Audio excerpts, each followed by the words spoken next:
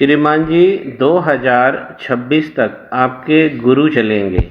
यहाँ देखिए जो ऊपर आपके लग्न चार्ट है ये नवांश है और यहाँ पर विषुवंतरी दशा है। तो दशा में महादशा कब तक चलेगी वो समझिए। ये इस तरफ ग्रह लिखे हैं, इस तरफ एंडिंग डेट है। तो जुपिटर चल रहे हैं 2029 तक, माफ़ कीजिए 2029 तक चलेंगे। तो 2029 तक गुरु की महादशा है। अब आइए लग्न चार्ट में देखते हैं कि गुरु कहाँ बैठे हैं। तो गुरु बैठे हैं 7वें भाव में और वक्री हो गए हैं। डिग्री के हिसाब से 11 डिग्री पर बैठे हैं। गुरु जब भी यहाँ बैठेंगे तो सामाजिक संबंध बनाने में आपको प्रॉब्लम आएगी और जो बिजनेस है आपका वो भी प्रभावित करते हैं। यहाँ पे उदासीनता का भाव देते हैं मैरिज में।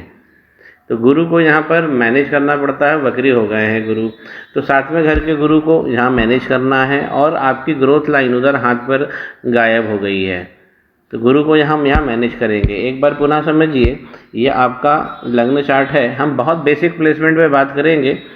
अब यहाँ पहला घर है, वृश्चिक लगन है और इसके स्वामी बने मंगल, जाकर 5वें भाव में बैठे हैं 12 नंबर राशि में।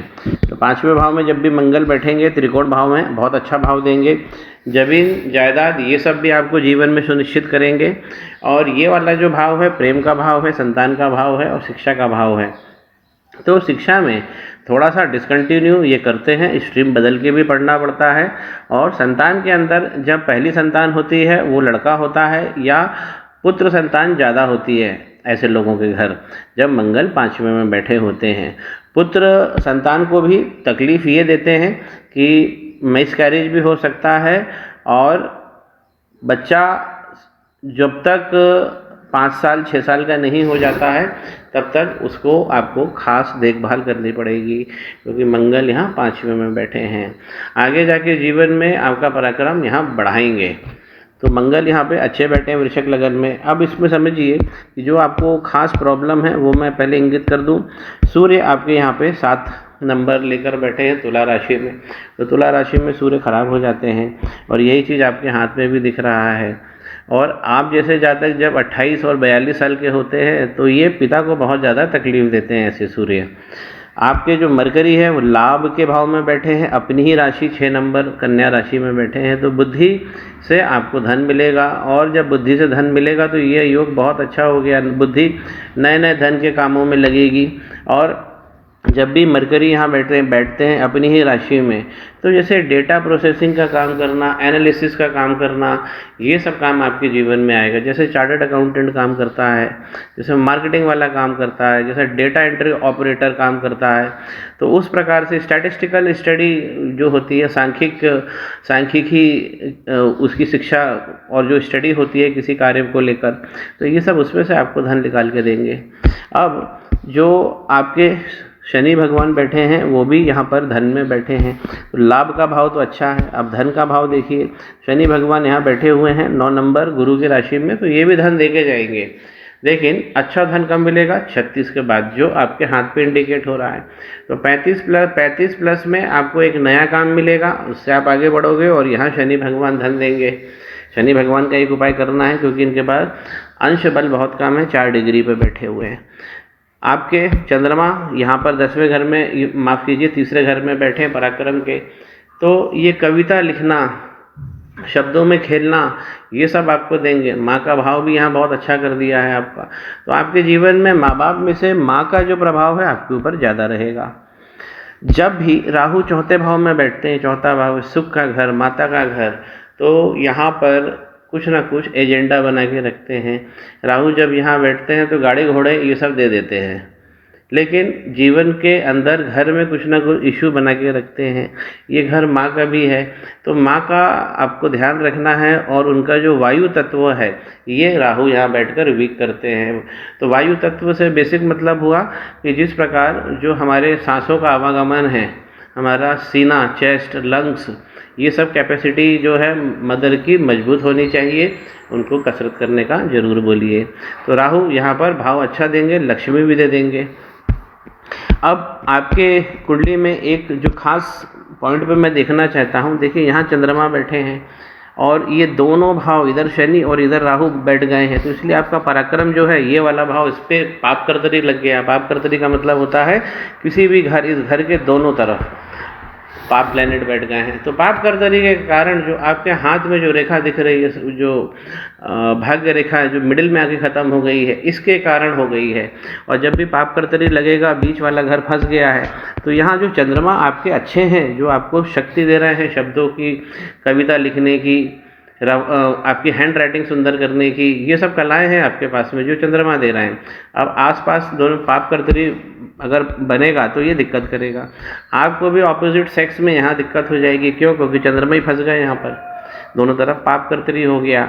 और एक चीज़ और समझिए, राहु भगवान यहाँ शनि भगवान की राशि में, 11 नंबर कुंभ राशि यानी शनि भगवान की राशि, और 11 नंबर में जब भी राहु भगवान बैठेंगे तो शनि भगवान कहीं भी हो उन्हें भी पीड़ित कर देते हैं, अपने गुरु को भी पीड़ित कर देते हैं। तो राहु यहाँ पे शनि भगवान को पीड़ित कर रहे हैं, शनि भगवान लाभ में बैठे हुए हैं, और इन दोनों भगवानों ने पाप कर्तरी लगा के चंद्रमा को पकड़ लिया है।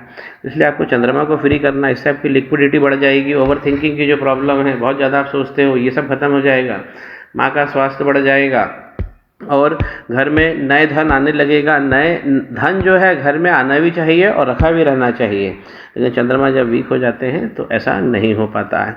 तो यहाँ पे गुरु को मैनेज करना है, यहाँ पे शनि भगवान को मैनेज करना है, क्योंकि पाप कर्तरी लग गया है। आपकी जो दुल्हन है, देखिए यहाँ पर देखें, ये वीनस से हम देखेंगे तो वीनस यहाँ सूर्य की राशि में बैठे, बहुत अच्छा भाव देंगे बैठ के वीनस। तो आपको कैसा काम मिलेगा? चमक धमक वाला काम मिलेगा। जैसे कोई भी काम करते हैं, ग्लॉसी पेपर का काम होता है, या हम कॉस्मेटिक्स का काम करते हैं, कोई भी चीज़ जिसमें चमक हो, जिसकी वैल्यू अच्छी हो, तो वीनस आपको यहाँ पे शुक्र आपको देंगे। अब आपका जो प्रेम यहाँ भी फंसेगा, तो जो आपकी वाइफ है, वीनस के साथ में केतु बैठ गए हैं यहाँ पर, तो ये क्या है, लंपट योग लगा देते हैं। तो ऐसे योग जिस व्यक्ति को लग जाता है, उसमें एक चीज़ तो होती है, ऐसे व्यक्ति को धन तो आता है, लेकिन व्यक्ति जो होता है वो बेफिक्र हो जाता है। बेफिक्र होने का मतलब है चीज़ों को समय पे अनुशासन से कंप्लीट करना। तो ये वाली जो भावना है ये वाइफ में कम होगी, क्योंकि उनके साथ केतु बैठे हुए हैं। तो आपको जो प्रेम में प्रॉब्लम आ रही है वो चंद्रमा के कारण आ रही है। और अगर हम दुल्हन की बात करें तो उनके साथ केतु बैठे हुए हैं। तो एक यहाँ पे भी आपको जो है उपाय करने हैं। और आप समझिए, यहाँ पर ये नवांश चार्ट है, तो नवांश चार्ट में हम ये देखते हैं कि जीवन जब आगे बढ़ेगा तो उस जीवन का प्रोग्रेस किस प्रकार रहेगा। तो यहाँ पर भी देखिए शनि राहु की यहाँ समस्या आ रही है।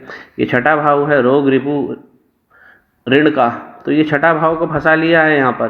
तो यहाँ पर शनि बैठे हुए हैं, यहाँ पर राहु बैठे हुए हैं, तो वैवाहिक सुख यहाँ भी डिस्टर्ब करेंगे। राहु इधर बैठ गए, ये प्रेम में भी दिक्कत करेंगे, और ये छठा भाव फंस गया, फिर यहाँ पाप कर्तरी में आ गया, और गुरु जैसा प्लैनेट यहाँ फंसा हुआ है। तो जब गुरु जैसा प्लैनेट यहाँ फंसेगा तो आपको खास अपने पेट का ख्याल बहुत रखना है, बाहर का, और आपको परहेज के हिसाब से खाना है, क्योंकि बाहर का आप खाएंगे तो पेट की प्रॉब्लम बनी रहेगी।